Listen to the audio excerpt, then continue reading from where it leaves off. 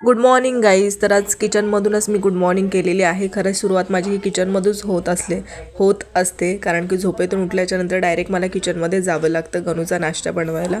कारण की त्याला झोपेतून उठल्याच्यानंतर एक तर 10 ते 15 मिनिटांनी त्याला नाश्ता हा लागतोच. जर त्याचा नाश्त्याचा किंवा जेवणाचा टाईम जर चुकला ना तर तो नंतर जेवतच नाही. किती पण भूक लागू द्या तो जेवणार नाही, मग तो फक्त दुधावरती राहतो.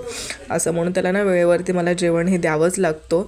सो मग मी ते उठले आणि आज काय तो दुपारी झोपलेलाच नव्हता. दुपारी म्हणजे जो एक तास झोपतो आंघोळ केल्याच्यानंतर, ते काय झोपलाच नव्हता. सो खेळत होता तिकडे. तर म्हटलं पटकन मी इथे त्याला दाल खिचडी बनवते.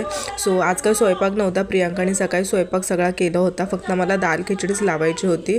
आणि ते बघा त्याची मस्ती चालूच आहे किचनमध्ये. मला असं एकटीला किचनमध्ये तो सोडतच नाही अजिबात. साऊ होती तरी त्याला खेळवायला, पण त्याला मम्माच पाहिजे असते. सो मग मी ते बाहेर येऊन बसल्याच्या नंतर ना असं डोक्याला हात लावून मी बसली होती. तर महाराजांची मस्ती बघा चालू होती.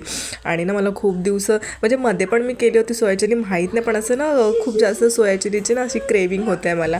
सो मग मी फायनली बनवली. सो मला जाम आवडतं सोया चिली माझ्या हाताची. सो खाल्ली वगैरे. आणि संध्याकाळचं शूट आहे. बघा ना, आता 1 तास तो आंघोळ केल्याच्यानंतर झोपतो, तर तेव्हा काय तो झोपलाच नाही.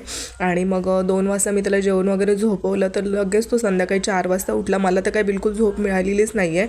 4 वाजता उठल्याच्यानंतर. आणि मला संध्याकाळचा स्वयंपाक पण होता, कारण की गुरुवार असतो प्रियांकाचा, तिचा उपवास असतो. मग पूर्णच मला जेवण बनवायचं होतं. सो म्हणलं ठीक आहे. फायनली त्याला उठवलं, त्याच्यासाठी नाश्ता वगैरे बनवला. मी पण चहा आणि बिस्किट खाल्ला. देन मग मी पटकन लागले स्वयंपाकाला. सो इकडे आज स्वयंपाक करते. अख्ख्या मसूरचा रस्सा केलेला आहे, मटकीची भाजी केलेली आहे, भाकरी केलेली आहेत आणि भात. सो इथे मी पटकन भात लावून घेते. एका साईडला मी इथे रश्श्याला फोडणी दिलेली आहे. आणि गणूचा पण इथे प्लस स्वयंपाक असतो. सो इथे बघा तिथं पीठ मळून ठेवलेलं आहे मी. आणि म्हणजे एकदा किचनमध्ये गेलं ना की आपली कामं चालूच होतात. हे बघा फायनली माझं इथे कुकर लावून झालेलं आहे, रस्सा लावून झालेला आहे. आणि इथे आता घेत आहे गणूला चपाती करायला, कारण की आज त्याला दूध चपाती आहे. कालच त्याला दाल चपाती दिली होती. म्हणजे असं चेंज देते, कारण की तो पण कंटाळा नको, खायला खातो तसा तो, पण तो कंटाळा नको म्हणून मी असं थोडं काहीतरी चेंज देत असते. सो फायनली सगळं काम झालं आणि मी आता गॅस साफ करायला घेतलेला आहे. हा गॅस खूप जुना आहे, 30 वर्षाचा गॅस आहे, म्हणून ते तुम्हाला ते तसं वाटत असेल. मी साफ करते पण ते अजिबात ते स्पॉट निघत नाही आहेत, कारण की खूप जुना आहे तो गॅस, मम्मीचा आहे तो.